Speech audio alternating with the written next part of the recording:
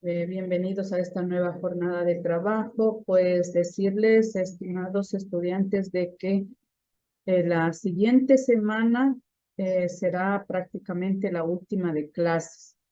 En referencia a la asignatura que yo comparto, pues ya les avisaré si el día lunes o el día miércoles es la evaluación, ¿no? La prueba, una prueba para la siguiente semana, es decir, la semana del 19, eh, digamos, sí, la semana del 19 ya es exámenes, ¿no? Por favor, espero que a estas alturas ya hayan presentado sus tareas, deberes, ¿no? Yo este fin de semana voy a revisar, a calificar, porque he estado dando un taller, entonces no me ha permitido el tiempo revisar. Bueno, Hija, buenos días. buenos días, Disculpe. no está por demás, pues decirles de que igual en las otras asignaturas, por favor, no se confíen, tienen que prepararse, ¿no? Luego de los exámenes del segundo parcial, las siguientes semanas los exámenes supletorios para quien se quede al supletorio. Y para quien no se queda al supletorio, pues ya está de vacaciones, ¿no? Eso es lo que les quiero comentar y bueno, continuar con ese mismo ahínco. Dio de tener una reunión fuera de clases con ustedes, que yo les he de enviar el enlace, bueno, con este mismo enlace, pero les he de decir la hora, un rato que ustedes tengan tiempo, que será la tarde o en la noche, para finiquitar con ustedes lo de los tareas, deberes, todo eso. ¿Sí? Bien. Vamos a, como siempre, como todos los días, vamos a registrar la asistencia de hoy día 7 de septiembre. A ver, vamos. Aguirre Cherres Evelyn. Buenos días, Inge, presente. Buenos días. Canticus Jairo. Presente. Carranza Daisy. Presente, Licen. Cedeño Ángela Fernanda. Presente, Licen. Fares Juan. Presente, Lice. Flores Erika. Presente, Inge. Garcés Morillo Génesis. Presente, presente. Grefa Sofía. Presente. Guzmán Camila. Presente. Ilves Natalie. Buenos días, presente. Buenos días, niña.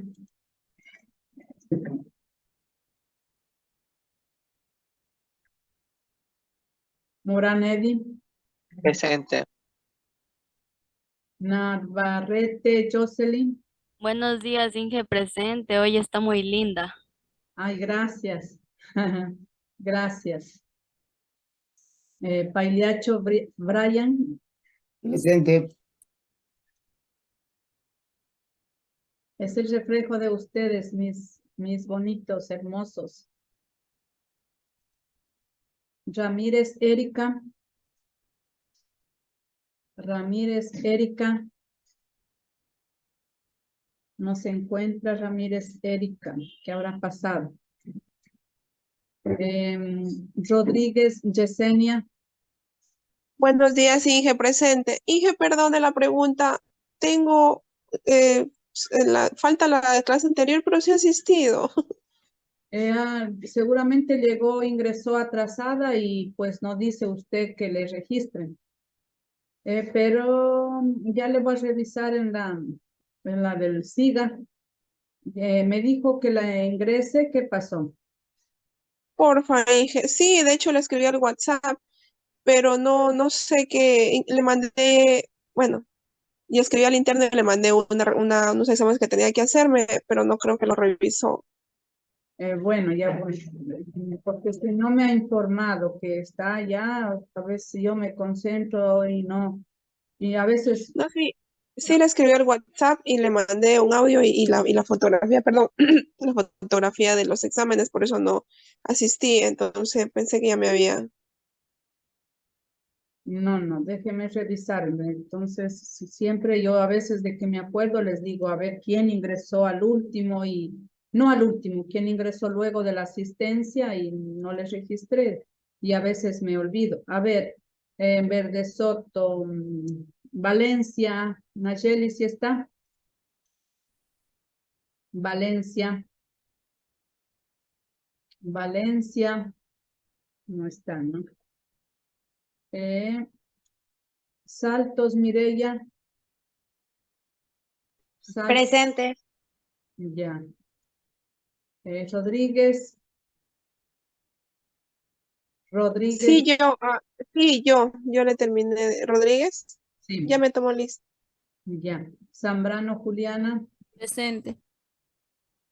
ya. Ramírez, Erika no está. Bien, a ver, ¿cuál es la que me dice la compañera Rodríguez, no? Yo, Inge, sí. Sí, ya, ahora me acuerdo bueno, yo le pongo aquí, pero ahora me acuerdo luego en el SIGA, ¿no? Sí, de hecho en el WhatsApp le escribí. Valencia no está. Ramírez no está, no se encuentra. Bueno, vamos ahorita a ver al SIGA.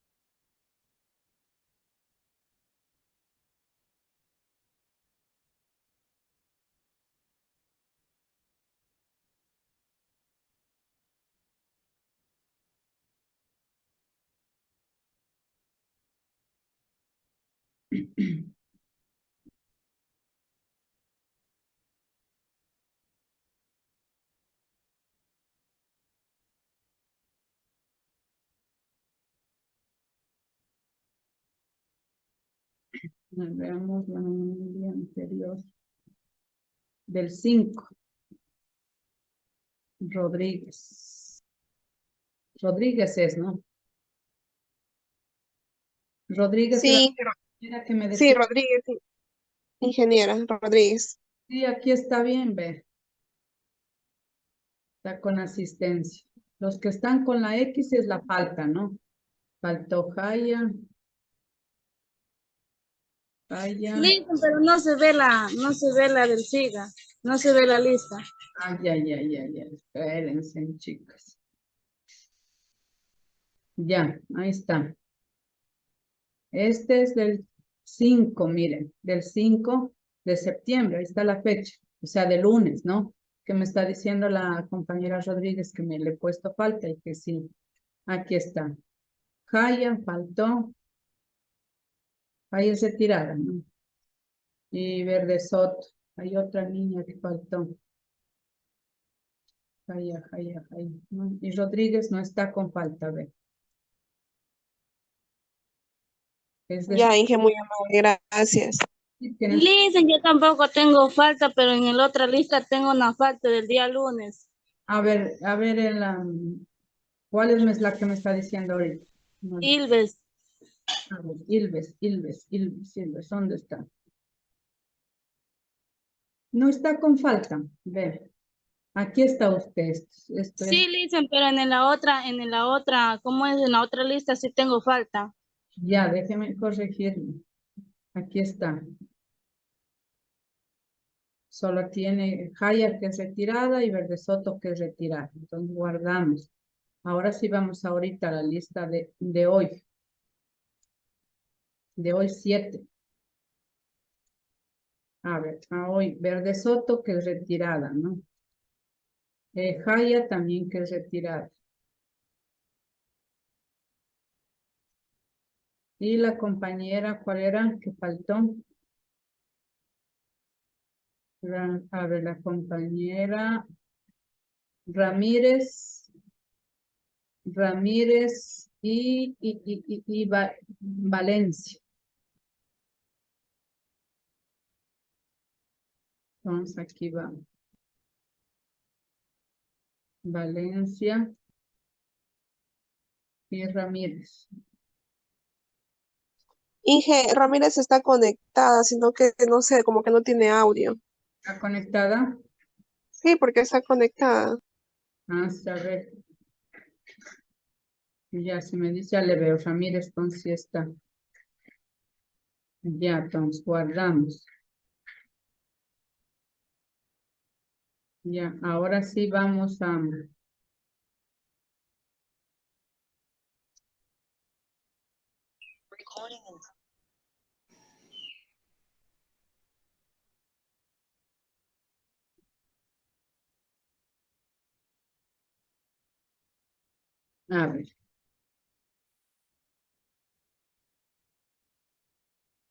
Vamos a corregir la lista, ¿no? Pero manual. A ver, Ramírez, que le pusimos falta de hoy, toca corregir. Ya. ¿De cuál me decía? Listen, sí estoy. A ver, Ramírez, ya está. No contestan. A ver, Listen, Ilves también. Ilves sí están, sí están. A ver, No, listen, el día lunes. del día lunes, a ver, lunes, ya. Ya, ahí estamos. Entonces, ahorita solamente está con falta la compañera Valencia. Ya, ahí estamos de acuerdo. Sí, ¿no?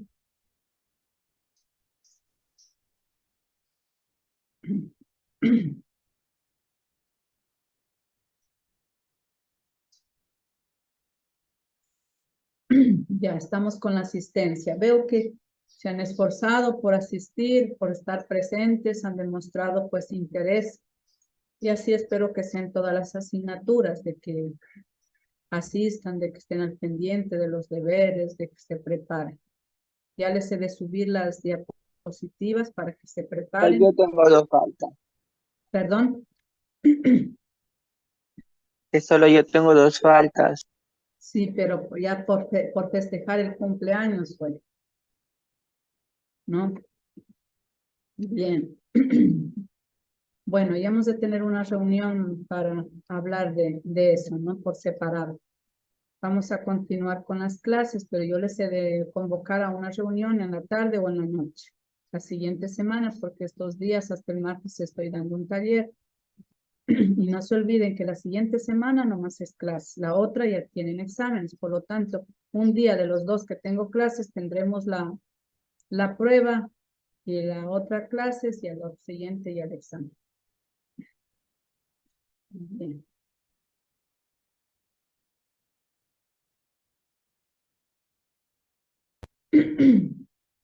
Vamos el objetivo de hoy pues es analizar la antropología lingüística, conocer cómo se originó la lengua, ¿no? En el ser humano, o sea, cómo nació la variedad de lenguas que existen para podernos comunicar. La antropología es la ciencia que encarga de estudiar las formas de vida del ser humano, cómo vivió, ¿no? Cómo vivió los primeros aborígenes, nuestros antiguos ancestros. Y si ustedes pueden observar esa lámina, ¿qué identifican? ¿Qué pueden ver?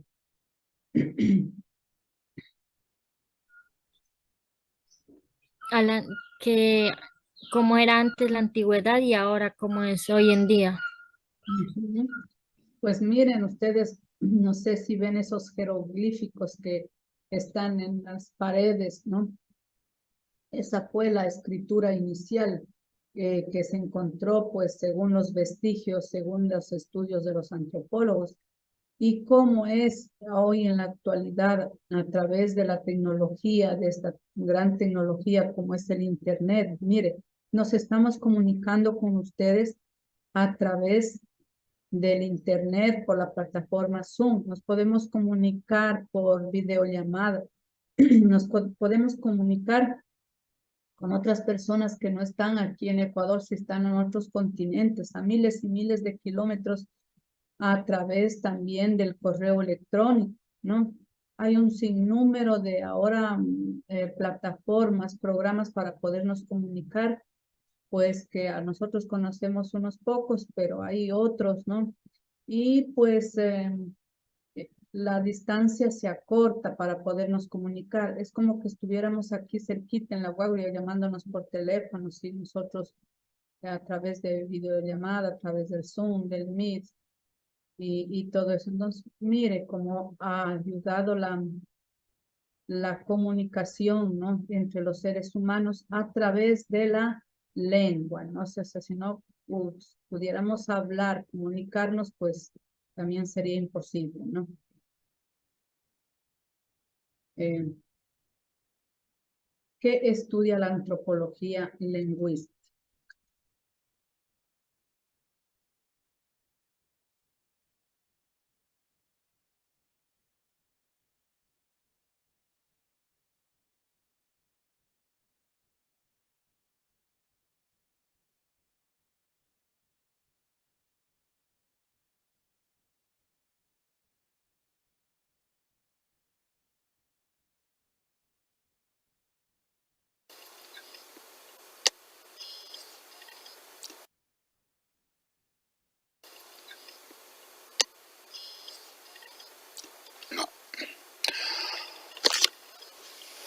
Buenos días, tardes, noches, bienvenidos, Pues está muy alto el volumen.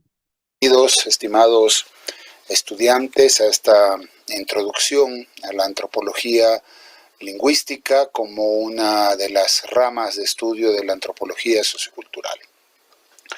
En esta clase vamos a tocar 3 temas. El primer tema va a ser el lenguaje, la comparación entre el lenguaje humano y el lenguaje animal. Luego veremos lo específico de la comunicación humana y del lenguaje humana y los distintos tipos de lenguajes humanos. Finalmente veremos un tópico central que es el del lenguaje humano como expresión de la cultura. Para hablar en primer lugar sobre el lenguaje animal tenemos que tener claro que todos los animales se comunican si entendemos la comunicación como el acto de transmitir información que influye en la conducta de otro organismo.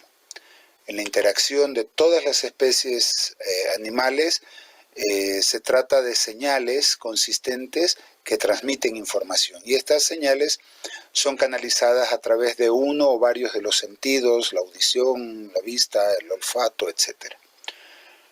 Entre los animales llamados inferiores, la información comunicada puede ser bastante compleja y un ejemplo clásico de este tipo de comunicación es el conocido caso de la danza de las abejas, que por medio de una serie de movimientos estereotipados, una abeja exploradora transmite a otras la dirección y la distancia en la que se localiza un campo de flores que funciona como mina de polen. Y a pesar de esta complejidad comunicacional, hay que tener en cuenta que estas abejas pueden decir mucho sobre dónde están las flores, pero al mismo tiempo no pueden decir mucho respecto a cualquier otra cosa. Este es un elemento muy importante en términos comparativos con el lenguaje humano, como veremos después. De manera similar a las abejas, entonces, podemos decir que los animales usan sonidos y movimientos para comunicar o compartir información. Los cuervos graznan como señal de peligro, los grillos chirrían cuando están listos para aparearse y así hay muchos otros casos. Es importante ahora que veamos, sin embargo, la comunicación en los primates. Estos animales, considerados entre comillas superiores, transmiten mucha más información sobre muchos otros temas a diferencia de los anteriores, como las abejas, los grillos, los cuervos. Los mandriles en la selva constantemente transmiten información entre sí, juntan sus labios, gruñen, determinados tipos de miradas, poses y gritos son partes de su sistema de comunicación. Entre los monos macacos, más de 120 patrones conductuales son usados en la comunicación. Un caso muy importante es el caso de los chimpancés. Son considerados como los que tienen una relación más estrecha con el ser humano y por eso mismo su sistema de comunicación es de gran interés para los cientistas sociales. Los chimpancés de selva exhiben una amplia variedad de conductas de comunicación, utilizan gestos, contacto físico para expresar sentimientos. Por ejemplo, cuando se encuentran viejos amigos chimpancés, estos se besan, se abrazan, se palmean entre sí en la cabeza, descansan su mano en el muslo del otro. Asimismo juegan mucho, y esto es muy importante porque algunos antropólogos creen que el jugar pudo haber sido una forma importante a través del cual nuestros ancestros prehumanos desarrollaron la capacidad del lenguaje. Además de los gestos, los chimpancés se comunican a través de llamadas. Las llamadas son distintivas. El típico "wa, de los monos puede implicar peligro. Una serie de quejidos suaves puede expresar preocupación. Los silbidos comunican la emoción causada por haber comida abundante. Gritos y chillidos denotan temor. Ojo nuevamente que a pesar de que puede haber un cambio en la entonación para intensificar el significado de una llamada, en que varía de peligro a peligro extremo, un chimpancé solo puede señalar un determinado peligro en la presencia inmediata de ese peligro. Las partes de las llamadas no están combinadas en nuevas formas de tal manera que se pueda generar nueva información. Es decir, cada llamado tiene un solo significado. Y esto nuevamente es muy importante al momento de comparar el lenguaje animal con el lenguaje humano. Un caso un tanto particular es el de los chimpancés criados o adiestrados por humanos, ya no en la selva. Estos son capaces de un nivel de comunicación mucho más complejo del que desarrollan los chimpancés de selva. Un caso muy conocido es el de Washoe, una chimpancé de 10 meses de edad que se desarrolló en un medio ambiente totalmente humano. Esta chimpancé, mientras estaba despierta, siempre estaba en compañía de un investigador que le hablaba en el lenguaje norteamericano de señales para sordomudos. Esta chimpancé aprendió rápidamente a responder a la compañía humana, usaba señales, y después de aprender casi 10 de estas señales, empezó a producir una combinación de estas señales. Ponía, por ejemplo, agua y pájaro juntos para significar pato. Y esto es una cosa, digamos, importantísima, sorprendente. Lo mismo otros chimpancés que han sido adiestrados en comunicación simbólica y tienen una capacidad impresionante de comunicación, han demostrado habilidad para aprender símbolos distintos, a combinar símbolos espontáneamente, a conceptualizar, a entender palabras en inglés, a usar signos en el orden correcto. Nuevamente, sin embargo, aunque puedan aprender valores simbólicos previamente asignados, no tenemos evidencias que puedan originar esos signos, crear esos signos, producir esos signos. Tienen un aparato vocal similar al de los humanos, pero no han desarrollado el habla humana. Y esto sugiere que existen importantes diferencias entre el cerebro de los primates y el de los humanos. Veamos ahora, por el contrario, algunas características del lenguaje humano. Este es un sistema de comunicación único, distinto a cualquier otro sistema de comunicación animal, que se manifiesta en tres formas, o podríamos decir que tiene tres características fundamentales.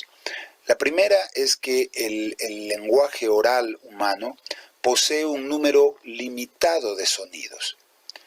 En lenguas excepcionales estos sonidos pueden llegar a ser alrededor de 50, el castellano tiene 30 y pico de sonidos, por ejemplo.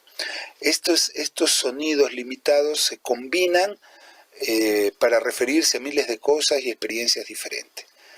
Entonces, aquí lo importante es que la asociación entre una secuencia significativa de sonidos y lo que se quiere decir es algo puramente convencional. Este animal que ustedes ven aquí puede ser llamado dog, perro, ashku, cane, según si estamos hablando en inglés, español, quichua o italiano, ¿no? La designación, la palabra que nombra al ser, al objeto, en este caso al animal, es absolutamente convencional. La palabra no va unida a la cosa que implica. La capacidad de separar el símbolo vocal de su referente es algo que no existe en los sistemas de comunicación no humano. La capacidad de recombinar sonidos para crear nuevos significados hace del lenguaje humano un sistema de comunicación eficiente y efectivo. Junto a eso tenemos una segunda característica, y es que el lenguaje humano no solo es eficiente, sino que también es infinitamente productivo. Los humanos podemos combinar palabras y sonidos en nuevas palabras significativas que nunca antes habían sido escuchadas o que nunca antes se habían emitido o pronunciado. Los hablantes de cualquier lenguaje humano pueden generar un número casi infinito de oraciones. Y esta capacidad productiva de los lenguajes humanos los hace instrumentos extremadamente flexibles para la comunicación, capaces de transmitir todo tipo de información nueva. Ahora mismo, para esta clase, yo creé esta oración que les voy a leer y que puede seguirse elaborando casi infinitamente.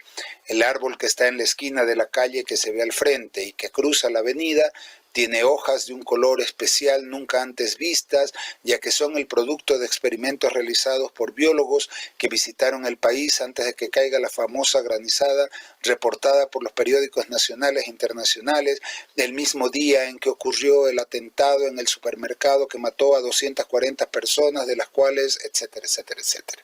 Fíjense esta capacidad extraordinaria de producción inédita, permanente que tiene el lenguaje humano.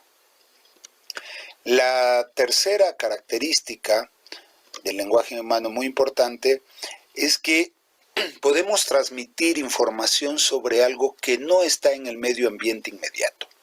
Nosotros podemos describir cosas que sucedieron en el pasado, que van a suceder, que podrían suceder, cosas que existen solo en la mente, cosas que son hipotéticas, que tal vez nunca sucedan.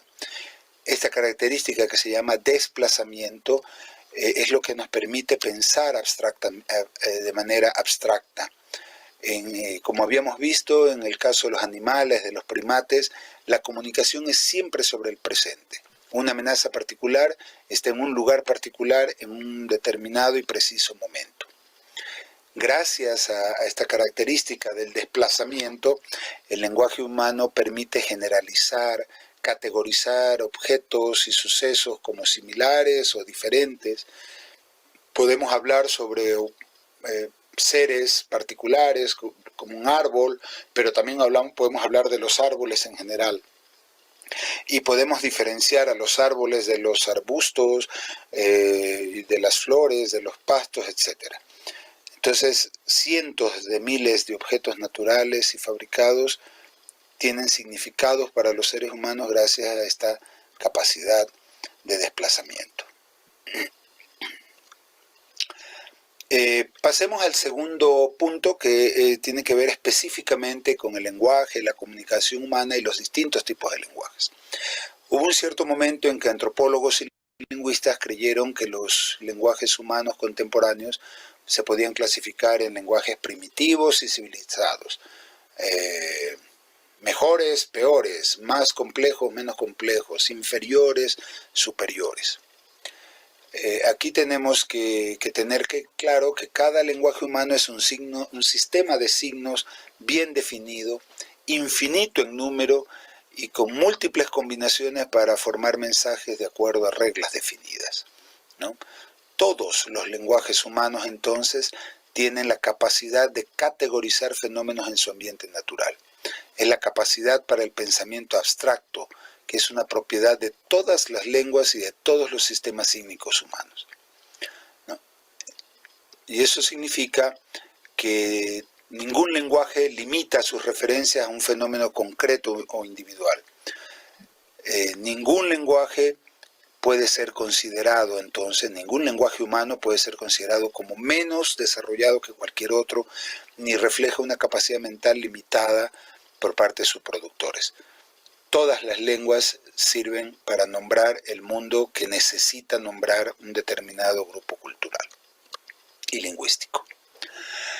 Entonces, a partir de esta idea o premisa, veremos que hay dos grandes tipos de lenguaje humano: el lenguaje gestual y el lenguaje gráfico.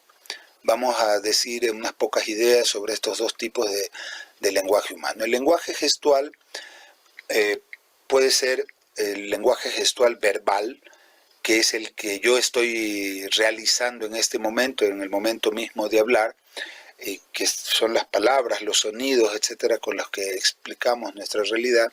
Es el lenguaje que estudia la lingüística.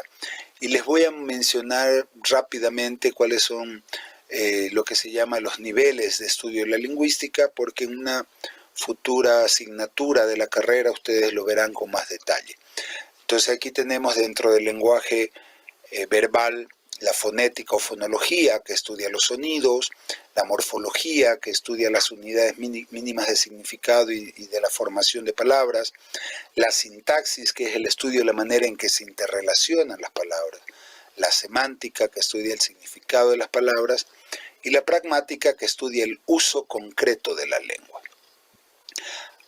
El lenguaje verbal es un lenguaje gestual porque al momento de emitirlo estamos moviendo labios, lengua, dientes, etc. Es decir, nuestro lenguaje oral, verbal, es un lenguaje gestual. Pero también hay un lenguaje gestual no verbal, que hace referencia a lo que se llama la paralingüística o el paralenguaje, que tiene que ver con estos elementos complementarios del lenguaje verbal, que son los silencios, la entonación, que a veces hace característica una forma de hablar de un determinado grupo cultural y lingüístico; el volumen. Hay sociedades donde culturalmente está normado el hablar en un tono o volumen más bajo, en otras más alto. En el caso ecuatoriano se dice que los monos, los costeños, hablan muy fuerte y los de la sierra hablan más bajo. Se dice también que los italianos gritan cuando hablan. Otro caso del lenguaje gestual no verbal es el lenguaje kinésico o lenguaje corporal, que puede acompañar al lenguaje verbal. Cuando estamos hablando, movemos manos, cabeza, cejas, etcétera, pero que también tiene que ver con todo el manejo del cuerpo mismo, ¿no? Que podemos hacer una señal de stop, digamos, cuando alguien se nos acerca, o con nuestro cuerpo podemos manifestar agrados o desagrados. Y muy cercano a la proxémica, que tiene que ver con el manejo del espacio. Hay grupos culturales y lingüísticos donde se permite culturalmente, por ejemplo, que dos jóvenes varones caminen tomados de la mano, lo que en otras culturas puede no ser aceptado o no ser valorado positivamente desde el punto de vista cultural, y sí, por ejemplo, para, dos mujeres, ¿no? En fin, entonces ahí tienen ustedes varios ejemplos de lo que compone el lenguaje gestual, tanto verbal como no verbal. En cuanto a los sistemas, a los lenguajes, el lenguaje gráfico, podremos clasificarlo en el lenguaje logográfico y fonográfico. El lenguaje logográfico busca expresar el contenido, el significado de las palabras, mientras el lenguaje fonográfico busca representar los sonidos que producen significados. El lenguaje logográfico entonces puede ser de dos tipos, ¿no? Pictográfico, cuando pretende ser una representación realista de los objetos, y el lenguaje ideográfico, que pretende una representación abstracta y convencional de ideas.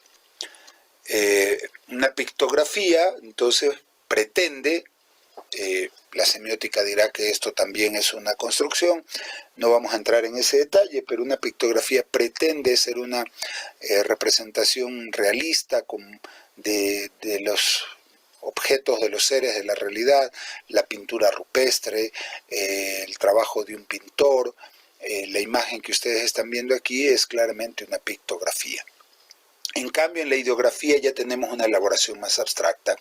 Los números son ideogramas, son ideografías, porque representan ideas. Ese número que ustedes ven ahí puede ser leído de diferentes maneras en diferentes lenguas.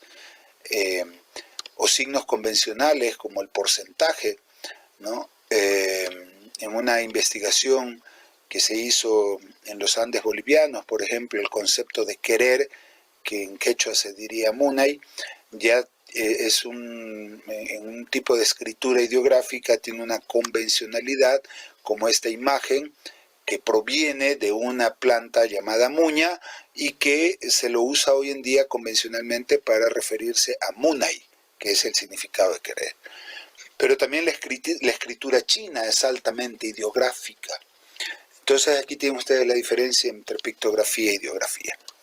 En cambio, en los lenguajes gráficos, en el lenguaje gráfico fonográfico, nos referimos a la escritura alfabética, tal como nosotros la conocemos, que son el cual forman parte del conjunto de las lenguas romances, es decir, las derivadas del latín, como el castellano, el italiano, el francés, el rumano, el catalán, etcétera, ¿no?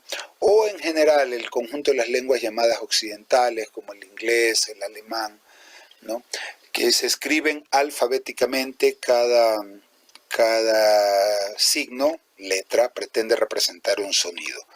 Pero también pueden ser fonográficas las escrituras silábicas, como en el caso del bai, una lengua que se habla en Liberia, en África, o la escritura de los cherokees de Norteamérica, o el japonés, que tiene un alto grado de escritura silábica. Bien, entonces estos son los dos grandes tipos de lenguaje humano. Veamos ahora esta idea del lenguaje humano como expresión de la cultura. Y la primera idea que es fundamental es que sin lenguaje humano la cultura humana no podría existir. Hay un vínculo estrechísimo entre el lenguaje y cultura que se expresa sobre todo en el vocabulario. El vocabulario de todas las culturas está elaborado en relación con lo que es más importante de esa cultura, ¿no? Como decíamos, es lo que cada cultura necesita para expresar su realidad. Los Banum de las Filipinas son una sociedad agrícola y tienen apenas, podríamos decir, apenas 12 palabras separadas para el diagnóstico de una enfermedad.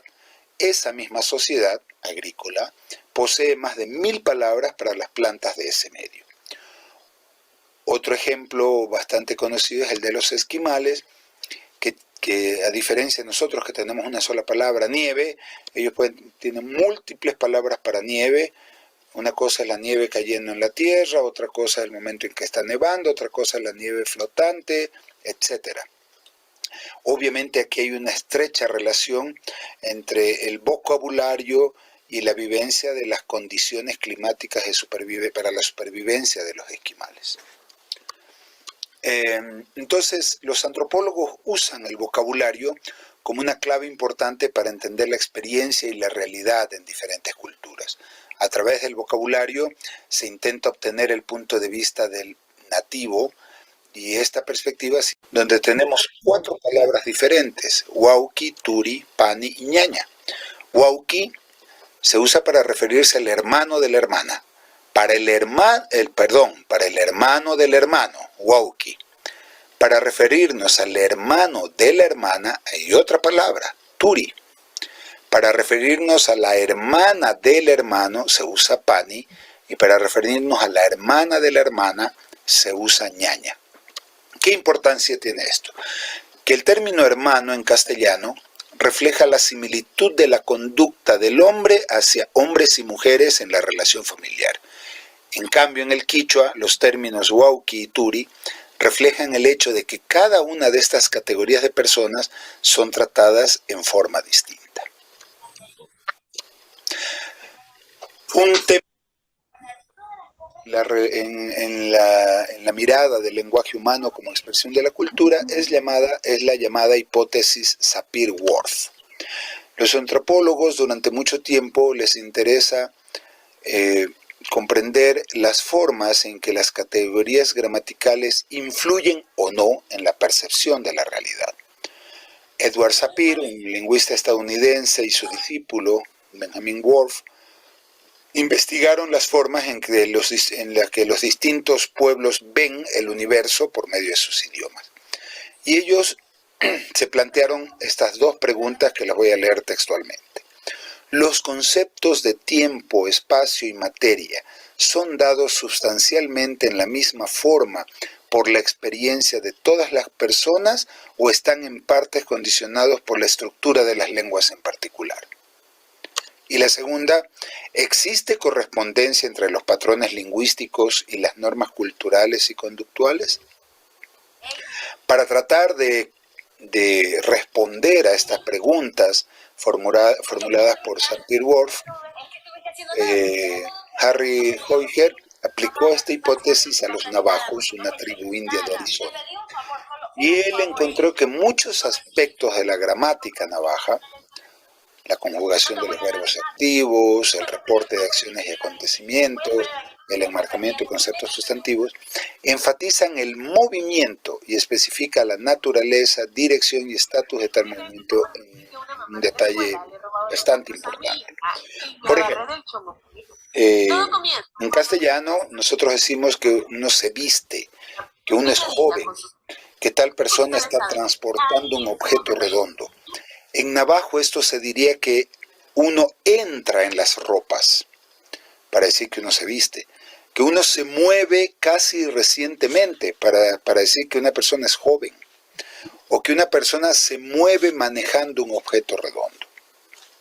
Esto quiere decir que el lenguaje navajo concibe al universo en movimiento, que la posición es definida como una derivación del movimiento. Esta concepción lingüística del universo se encuentra en muchos otros aspectos de la cultura. Por ejemplo, en la mitología navaja, los dioses y los héroes de esta cultura se mueven de un lugar a otro, buscando en su movimiento la perfección del universo. Entonces aquí tienen ustedes algunos ejemplos de esta estrecha relación entre la forma como se ve el mundo y este se expresa a través del lenguaje. Bien, entonces, como resumen podemos decir que la antropología lingüística es el estudio del lenguaje como un recurso de la cultura y estudia el uso del lenguaje como una práctica cultural. Como les decía, ustedes tendrán en futuro una asignatura específica de antropología lingüística y etnografía de la comunicación, pero es importante ya quedarnos con estas ideas a partir de los tres temas que hemos visto. Entonces, la antropología lingüística es una rama de la antropología fundamental para comprender las culturas humanas y los sentidos que producen los seres humanos en las diferentes culturas. Espero que esta charla introductoria les sirva para comprender esta rama muy importante de la lingüística. Muchas gracias.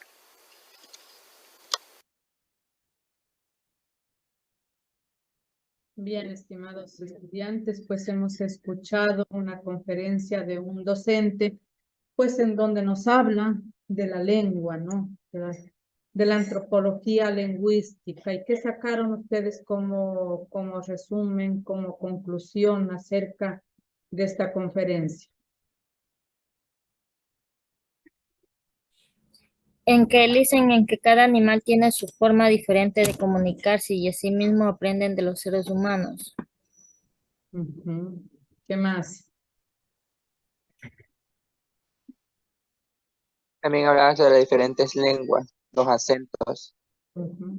Las diferentes lenguas, los diferentes acentos, los diferentes quizás significados, o sea, ¿no? Como decía, pues últimamente que para vestirse dice, vamos a entrar en la ropa, ¿no? A entrar.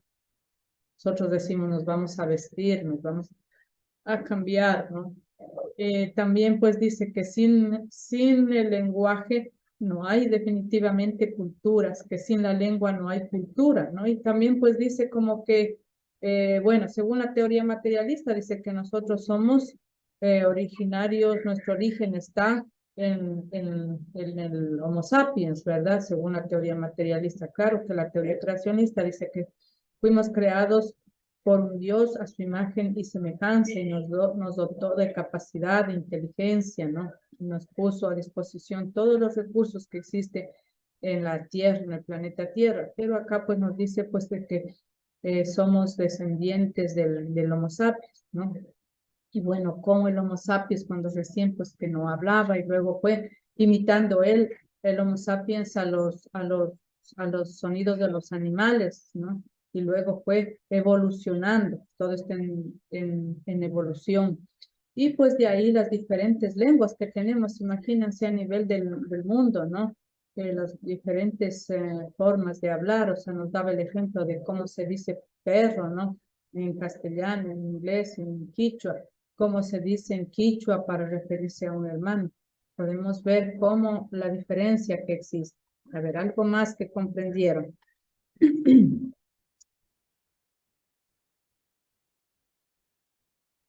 Algo más que comprendieron.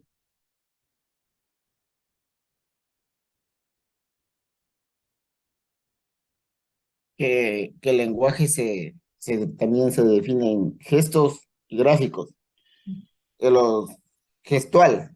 El gestual es sobre es de lo que uno se habla verbal y también se puede no ser no verbal, con gestos.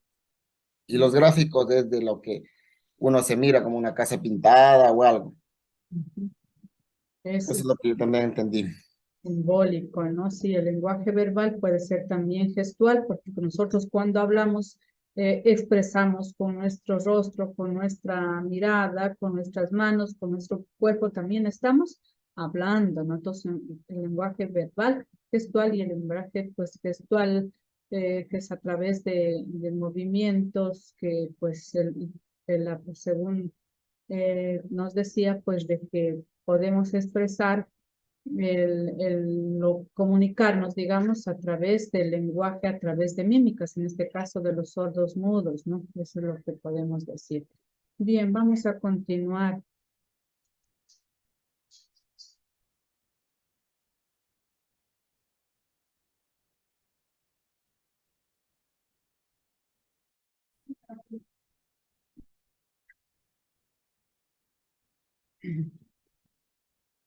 Pues decíamos que la antropología lingüística es una rama de la antropología, ¿no?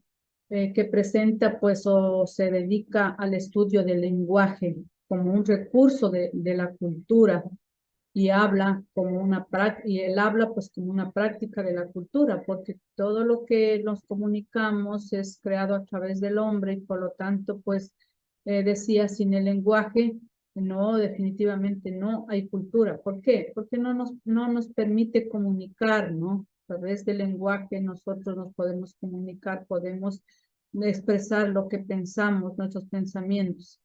Los antropólogos lingüísticos ven a los sujetos de estudio, es decir, a los hablantes, a las personas, primeramente como actores sociales, es decir, como integrantes de comunidades, de pueblos singulares y al mismo tiempo pues complejas, que funcionan articuladamente como un conjunto de instituciones sociales, ¿no? Entonces, diferentes naciones, nacionalidades, pues que hay en el mundo y que cada uno tiene su lengua propia, entonces ven como instituciones sociales. ¿Por qué? Porque ellos se adentran en esa comunidad para extraer información y para conocer su cultura a través de la lengua, ¿no? Del lenguaje.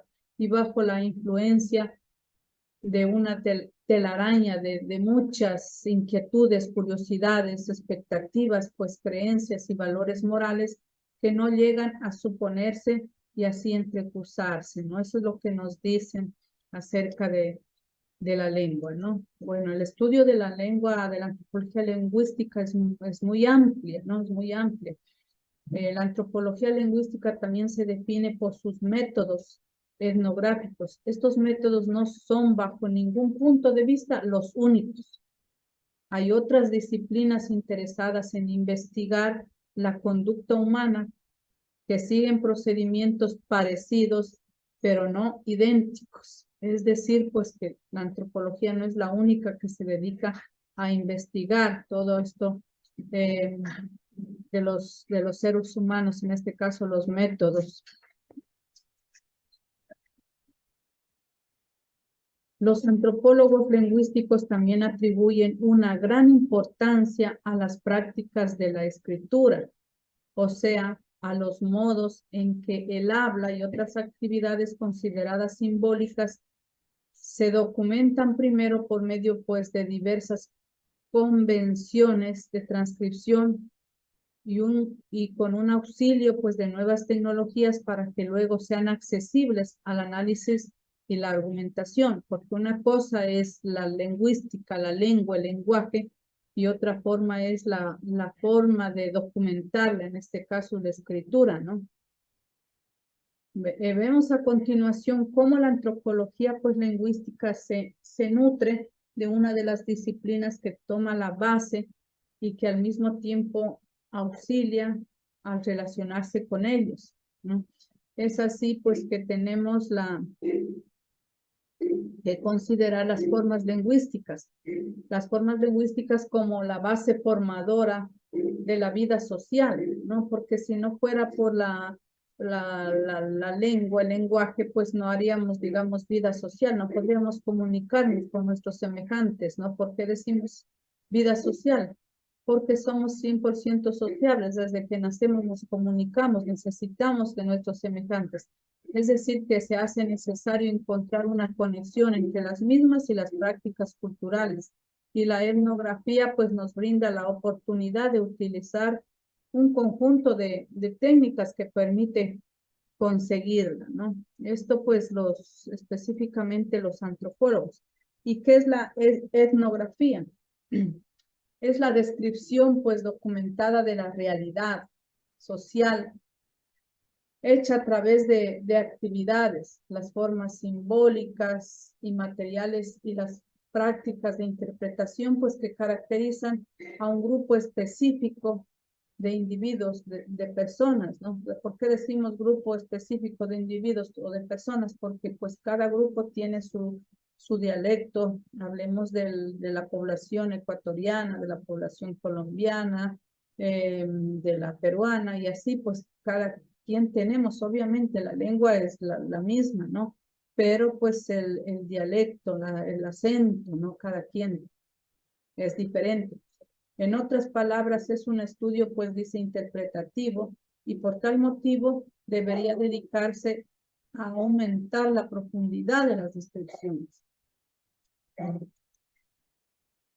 ¿Qué le interesa, pues, a la etnografía, ¿no?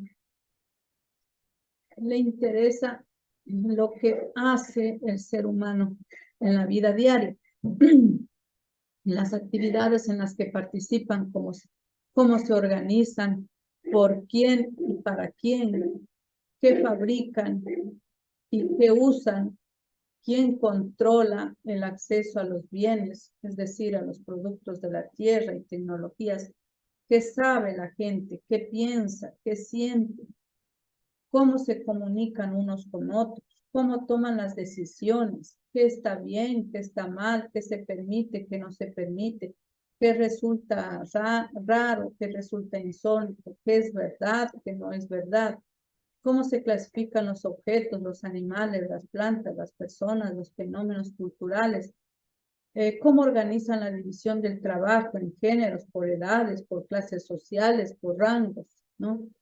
Y cómo se organiza la vida de la familia en el hogar. Esto es lo que le interesa a la etnografía. Y quien lo hace, pues, esta investigación en los diferentes grupos son los antropólogos, utilizando diferentes métodos y técnicas y para darnos a conocer a nosotros.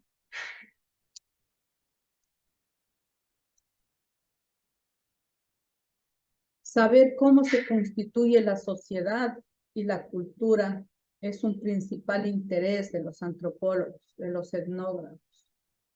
Recopilan información bajo la pretensión de conocer básicamente la constitución del orden social y por qué de la forma de vivir algunos individuos en contraste con otros y el sentido que ellos le dan a su estilo de vivir. Cada quien, pues, o sea, tiene su cosmovisión, su modo de pensar, cada pueblo, cada población. Por ejemplo, para nosotros los de América aquí, los latinos, ¿qué pasa? Tenemos miedo a la muerte, ¿no?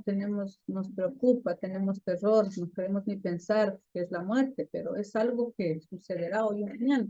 En cambio, para los occidentales, pues dice que ellos no temen a la muerte, porque la muerte es una parte de la vida y la muerte es el descanso. Y pensándolo bien, pues es así, ¿no?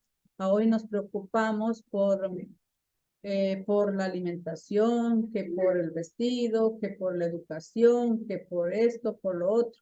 Cuando morimos ya todo se acaba, todo se termina. Entonces cada quien tiene. ¿Qué les interesa? A ver.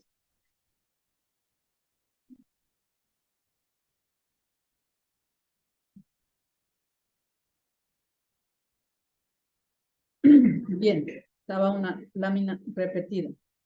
Las lenguas como parte del patrimonio cultural inmaterial del Ecuador. Miren lo que dice, ¿no? Que la lengua es patrimonio cultural del Ecuador.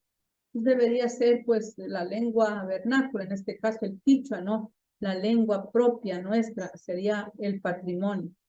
Excluyendo el castellano, en nuestro país se hablan actualmente 11 lenguas indígenas diferentes. ¿Se dan cuenta?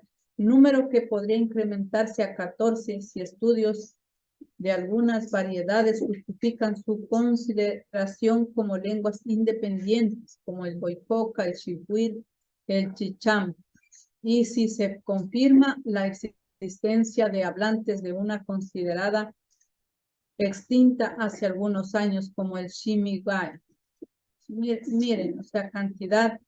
Nosotros apenas conocemos que existe el quichua de la sierra, el quichua del oriente, el aingué, que es el de los cofanes, el secopay, que es el secoyas, y bueno, no sabemos más, ¿verdad? Pero decir, conocer otras no, pero ahí está, pues nos dice que en el Ecuador existen 11 lenguas y si son reconocidas las otras, llegaría a 14. Esas son el patrimonio cultural inmaterial del Ecuador. ¿Por qué decimos inmaterial? Porque no lo vemos, no lo podemos tocar, ¿no? Es algo subjetivo. En tanto, pues que el castellano es el idioma oficial. En América Latina, pues los polos opuestos de la diversidad están representados por el monolingüismo nacional del Uruguay y el notorio plurilingüismo del Brasil, ¿no? Sin embargo, la diversidad de un país se mide no solo por el número de lenguas que se hablan en su territorio, sino por la relación entre dicho número y extensión. Es decir, por ejemplo, Brasil es un país grande, ¿no es cierto? Más grande, el doble del Ecuador, diríamos. Podemos obtener un índice primario de diversidad si dividimos la superficie, pues, del territorio por el número de lenguas. En este caso resulta que el Ecuador ocupa el primer lugar en la región, superando incluso el Brasil, ¿no?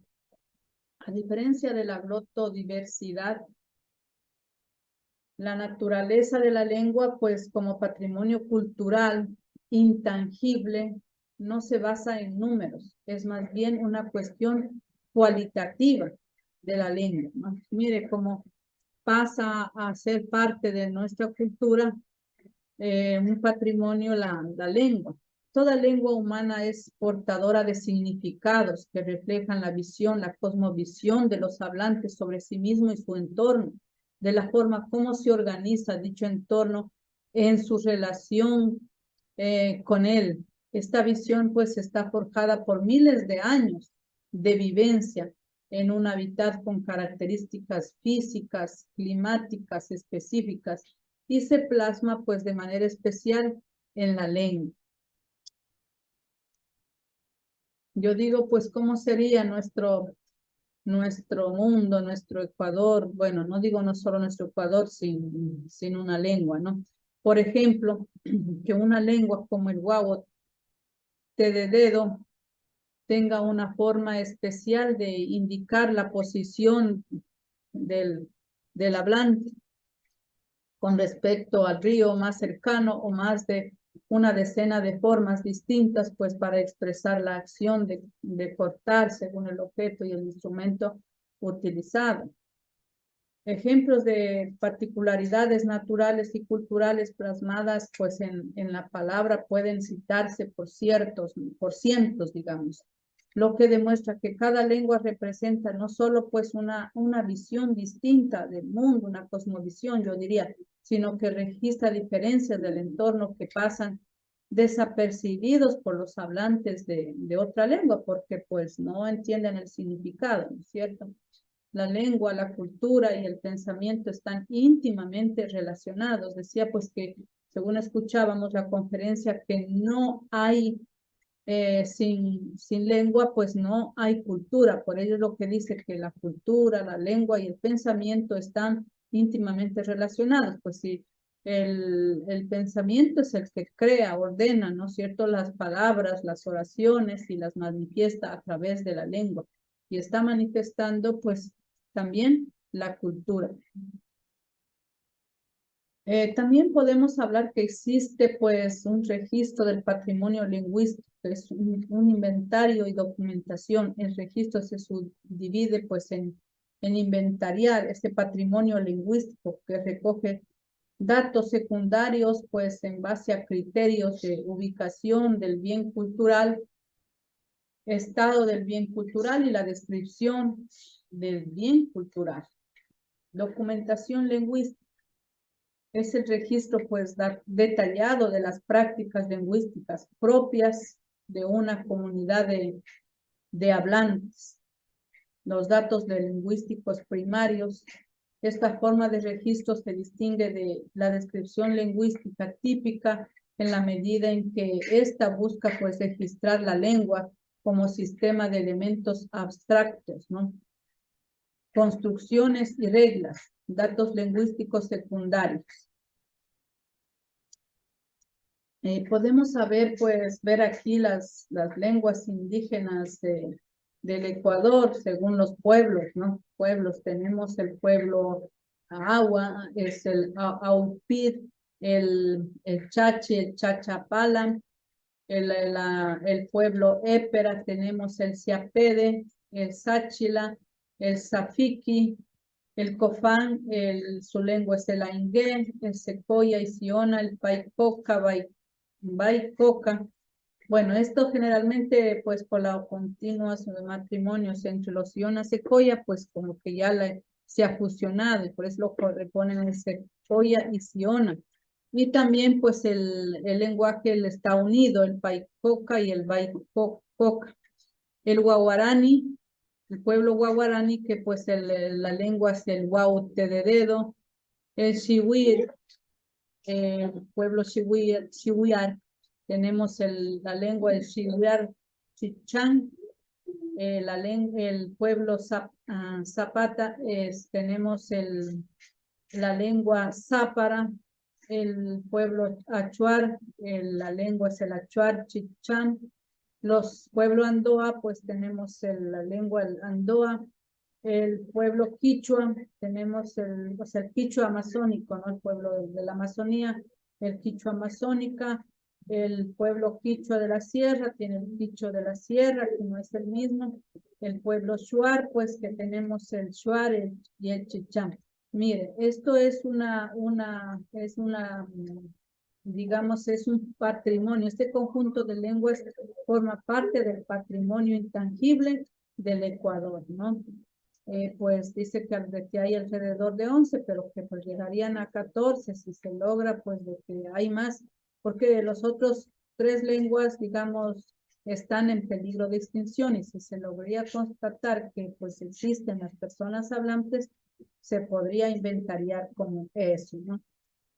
Entonces, mire, es una riqueza, ¿no? De parte de la cultura intangible de nuestro Ecuador.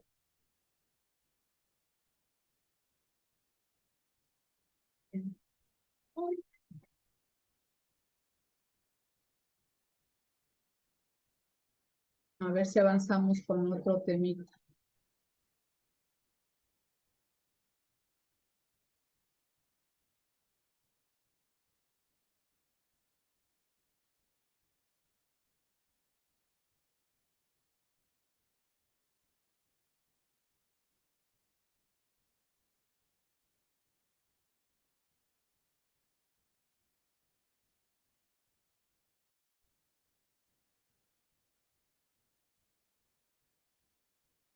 Bien. La antropología física, pues, es otro tema de estudio dentro de la antropología general, ¿no? Viene a ser otro campo de la antropología. La antropología física, pues, como ustedes pueden observar en este gráfico, ¿a qué se dedica? ¿Qué estudiará la antropología física? ¿Alguien me puede decir, mirando los gráficos, lo que podemos observar ahí? Cómo el mono fue revolucionando el hombre.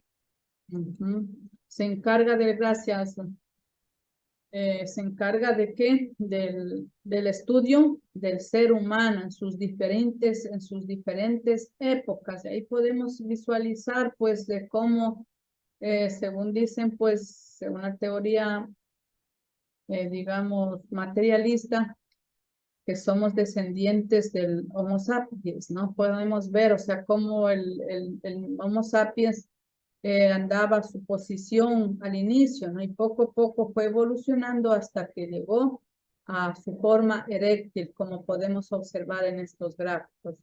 Bueno, ¿no? Eso es para quienes, es lo que dicen los antropólogos, ¿no? Pero pues para la teoría creacionista es otra situación. ¿Y cómo han podido descubrir que el cráneo era más grande anteriormente, que los huesos eran más grandes, que eran más fuertes? Gracias a los restos fósiles que se han encontrado en las excavaciones, ¿sí?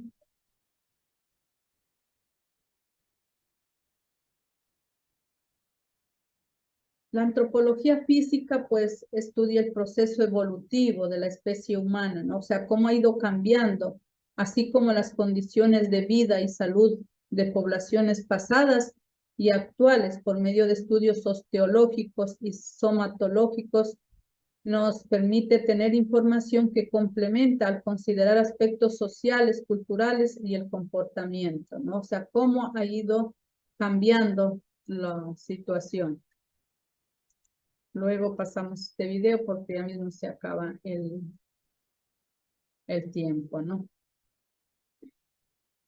La antropología física, pues, fundamenta los demás campos de nuestro origen animal y nuestra naturaleza biológicamente determinada. ¿Por qué decimos nuestro origen animal? Porque nosotros somos también seres que tenemos, pues, igual o similar nuestras partes de nuestro organismo que el animal. Lo único que nos diferencia es nuestra capacidad de razonamiento, ¿no? Por eso dice nuestro origen animal, nuestra capacidad de razonamiento. Y eso nos permite ser totalmente diferentes, porque gracias a esa capacidad de razonamiento nos podemos pensar, podemos analizar, podemos realizar diferentes, digamos, operaciones mentales son estas, ¿no? De analizar, de juzgar, de criticar, de valorar, de analizar, de sintetizar, cosa que los animales no pueden. Los antropólogos físicos tratan de reconstruir el curso de la evolución humana mediante el estudio de restos fósiles. Estudian los restos fósiles, encontrados restos fósiles humanos, restos fósiles materiales, Asimismo, pues intentan descubrir la distribución de variaciones hereditarias entre las poblaciones contemporáneas y deslindar y medir las aportaciones relativas a la herencia, la cultura y el medio ambiente a la vida humana, ¿no? Por ejemplo, nosotros dice que somos descendientes de los de Mongolia, ¿no? Que de allá vinieron, ¿no? Porque tenemos la mancha, la marca mongólica, ¿no? Que es una mancha de coloración azul que la tenemos pues en la espalda baja, a la altura, digamos, media, superior de los glúteos, ¿no? Entonces dice que todos tenemos eso y por lo tanto esa mancha es observada en los habitantes de Mongolia. Entonces dice que de allá vinieron y estamos y somos descendientes originarios de allá. Pues de ahí el origen mismo del ser humano, pues como decimos, es descendiente del Homo sapiens, es una de las teorías, ¿no?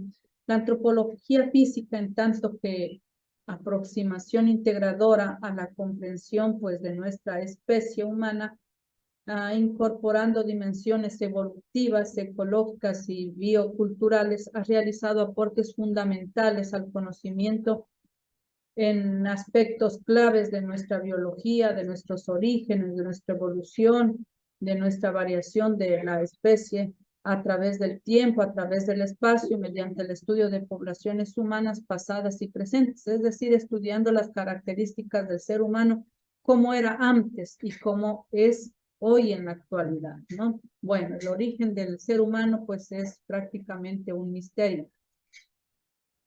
No sabemos exactamente de dónde venimos y hacia dónde vamos.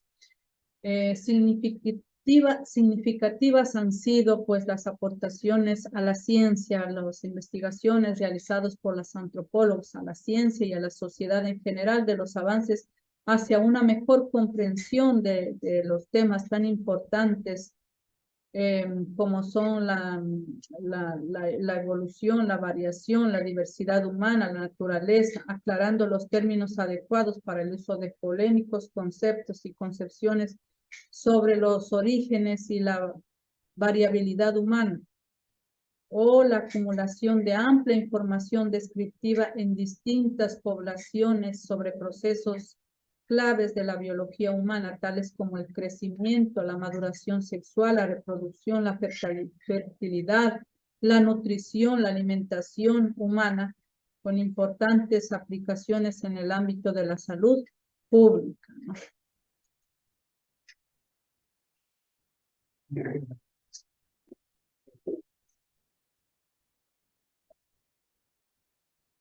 La antropología biológica tiene mucho en común con otras disciplinas como la biología humana.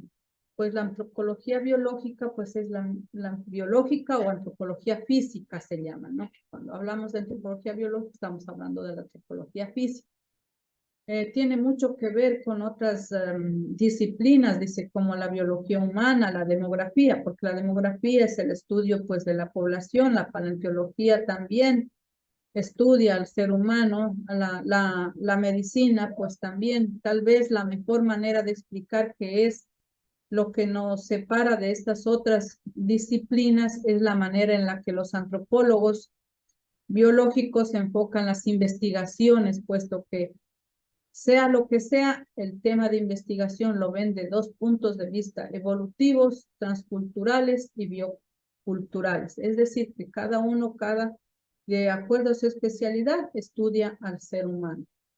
Desde diferentes, en sí en común, el estudio es al ser humano, pero desde diferentes enfoques. Por lo tanto, aún si estudia algo tan clínico como, por ejemplo, el parto, se ve desde estos puntos de vista. Desde el punto de vista evolutivo, se dice cuál es el papel de la pelvis en la locomoción y en el parto. Cuando en nuestra historia evolutiva los humanos empezamos a caminar de manera bípeda, ¿no? O sea,